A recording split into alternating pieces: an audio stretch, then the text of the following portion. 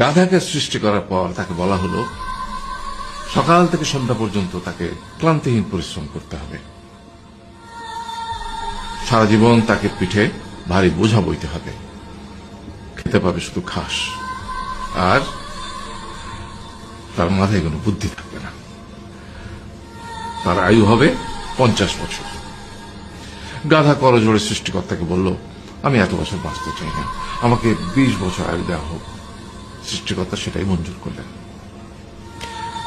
কুকুরকে যখন সৃষ্টি করা হলো তখন তাকে বলা হলো যে সে হবে মানুষের সবচেয়ে বড় বন্ধু, কিন্তু সে খাবে মানুষের উচ্ছিষ্ট, এবং তার আয়ু হবে 30 বছর।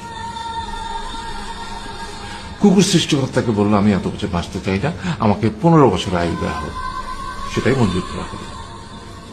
এরপর বানরকে বলা হলো, তুমি শুধু গাছের এ ডাল থেকে ও ডালে ঝুল খাবে এবং নানান রকম ফন্দি ফিকির করে মানুষকে আনন্দ দিবে, তোমার আয়ু হবে 20 বছর। বানর বলল, আমি 20 বছর বাঁচতে চাই না, আমাকে 10 বছর দেওয়া হোক। সেটাই মঞ্জুর করা হলো। এবার এলো পুরুষ মানুষের পালা।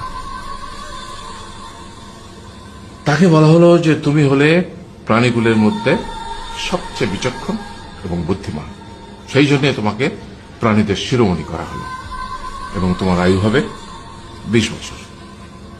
তখন পুরুষ মানুষ বলল, করজোড়ে বলল সৃষ্টিকর্তাকে যে 20 বছর আয়ু অত্যন্ত কম, হে প্রভু, আমাকে ওই গাধার সে যে 30 বছর আয়ু চায়নি সেটা আমাকে দেয়া হোক, ওই যে কুকুর 15 বছর ফিরিয়ে দিয়েছিল সেটাও আমাকে দেয়া হোক, আর যে বানর 10 বছর নেয়নি সেটা আমাকে দেয়া হোক।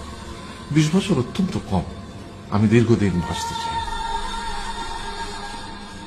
সৃষ্টিকর্তা সেটাও মঞ্জুর করলেন। তারপর কি হলো? সেই থেকে ছেলেরা পুরুষ মানুষ হিসেবে বাঁচে 20 বছর, তারপরের 30 বছর সংসারের বোঝা পিঠে করে বয়ে বেড়ায়, সেটা কার মতো? গাধার মতো। তারপরের 15 বছর সে তার ছেলে মেয়েরা যা দেয় সেই রকম ঠিক কুকুরের মতো উচ্ছিষ্ট খেয়ে বাঁচে। আর তারপরে বৃদ্ধ বয়সে ঠিক বানরের মতো, যেমন গাছের এডাল থেকে ওডাল ঝুল খায় বানর, তেমনি এই ছেলের বাড়ি থেকে ওই ছেলের বাড়ি, আর নানান রকম ফন্দি ফিকির করে তার নাতি নাতনিদের আনন্দ দেওয়ার চেষ্টা করে।